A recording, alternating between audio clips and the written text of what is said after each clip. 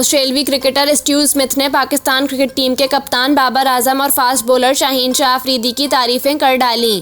ऑस्ट्रेलियाई cricket board की जानिब से ट्विटर पर एक वीडियो जारी की गई जिसमें स्टीव स्मिथ ने पाकिस्तानी क्रिकेटर्स की तारीफें की। स्टीव स्मिथ ने कहा कि बाबर आजम एक शानदार खिलाड़ी है। गुज़िश्ता चंद सालों में बाबर आजम अपने खेल में बेहतरी लाया है। पाकिस्तान के खिलाफ सीरीज़ में हमें इसको काबू करना होगा।